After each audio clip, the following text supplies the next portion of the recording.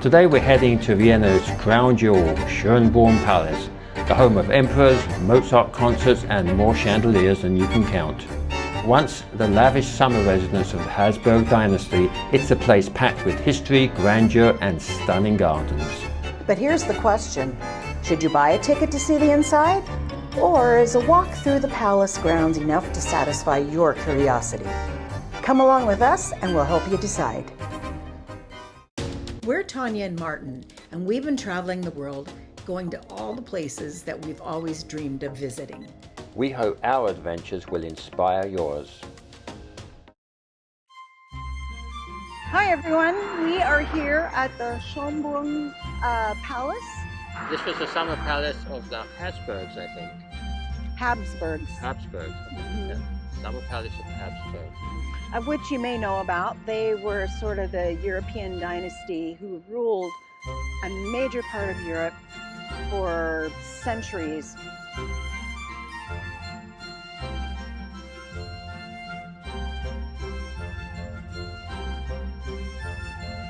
Probably the classic, I would think. The Classic Pass gives you access to 5 areas of the palace grounds. Entrance to the inside of the palace is the main attraction. This comes with an audio guide.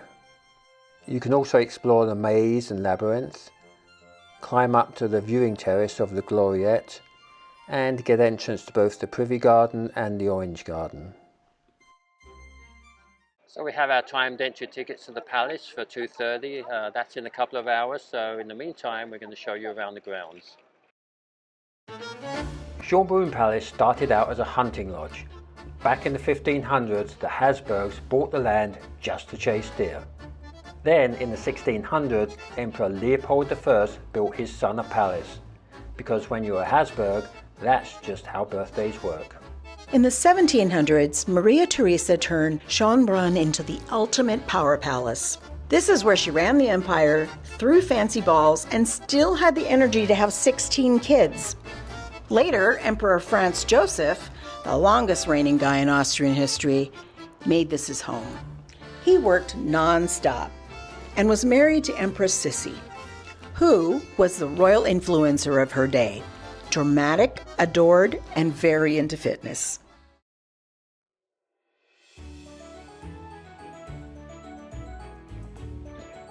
Look at the wisteria arbor.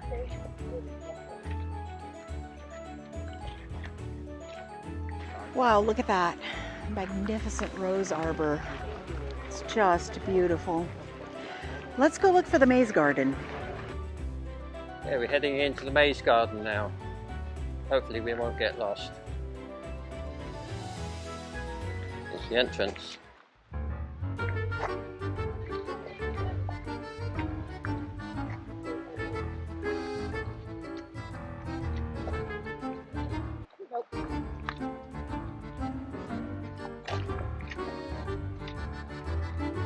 I think Tonya knows the way out. Yep, we found her way out. Tonya has a great sense of direction. We came out the entrance. No, that is... What's wrong with that? This is where we should have come out. But we did get out, even though we got out through the entrance in one go. Oh, fun. 2 speaking tubes for chatting and gossiping.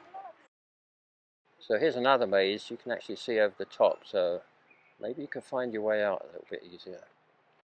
But look at those mirrors in the middle. Those are going to definitely trick you. Yeah, they're going to throw you off a little. Yep. Okay, so we're heading up to the Gloriette, which is off there in the distance. It's really magnificent looking. Also, the beautiful parterre that we get to walk along. On our way to the Gloriette, we had to pass the fountain. It was impossible to miss this fountain, which I suppose was the point. A gorgeous fountain.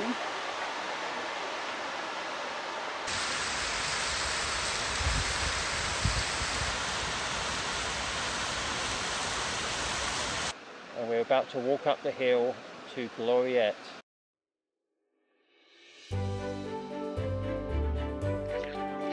We're almost there.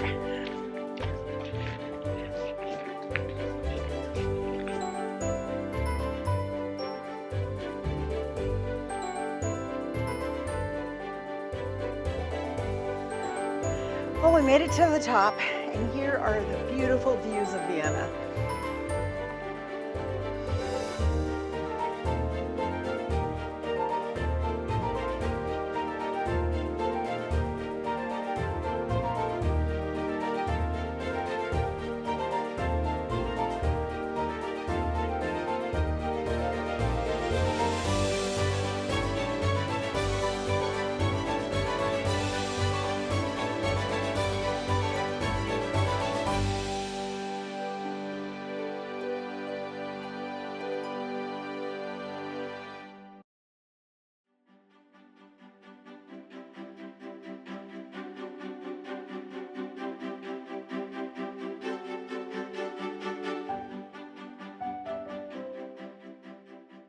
Stopped off at this wonderful cafe. This is right in the Gloriette.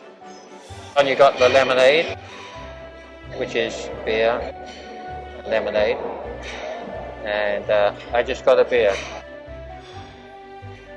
So cheers. Cheers.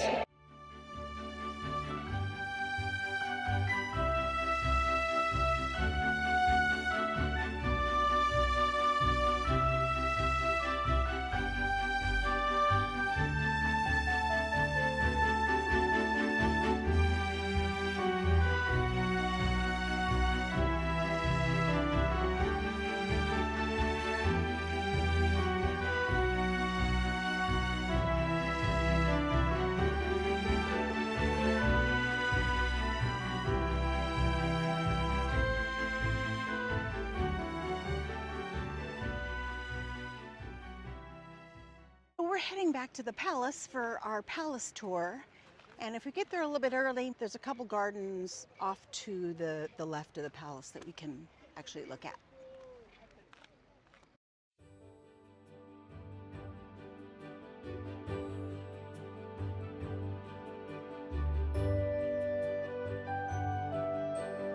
It's l'Orangery.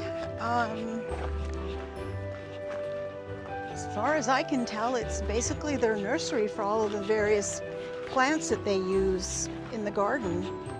There's yucca plants here. There are various topiaries that they have nicely trimmed. Look at this palm. That's a nice palm.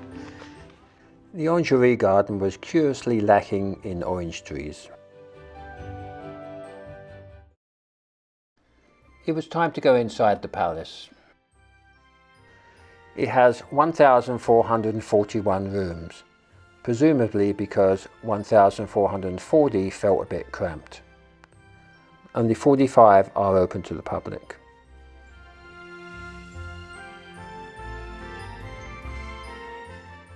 Here's the Great Gallery. This was the site of the legendary meeting between President Kennedy and his Russian counterpart Khrushchev in 1961. And Mozart performed in the palace when he was only 6 years old.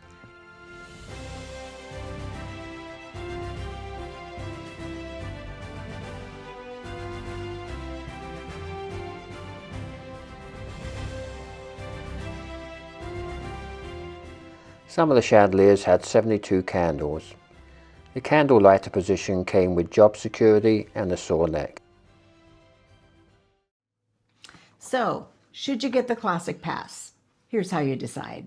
So the Classic Pass includes an audio guide to the interior of the palace. And if you're a history buff, especially a European history buff, then the palace tour is definitely worth doing. It's just gorgeous inside. The interior tour takes you through lots of lavish rooms, and it just gives you a taste of what it was like to live in imperial life. The palace tour alone takes about 2 hours, so if you're limited in time, then we highly recommend that you get your tickets online at least one day before. These are timed entry tickets, so if you show up on the day, you could be waiting 2 or 3 hours before you get entrance to the palace. That said, you do not need to buy the Classic Pass to enjoy Schönbrunn. You can wander the grounds for free. It includes the Neptune Fountain and the panoramic views from the Gloriette. And also going to the Gloriette Cafe for a nice drink or a bite to eat. So if you plan to walk the grounds and do the full palace experience, make sure you have at least 4 hours and be prepared to do a lot of walking. Also, there's not a lot of shade there, so bring a hat, suntan lotion and a water bottle which you can fill outside of the Gloriette Cafe. So have you been to Schönbrunn Palace? And what ticket did you decide to do, or did you decide to just walk the grounds? Please let us know in the comments. Let us know if you have any questions. We'd be happy to answer them. And until next time, we'll see you in the next video.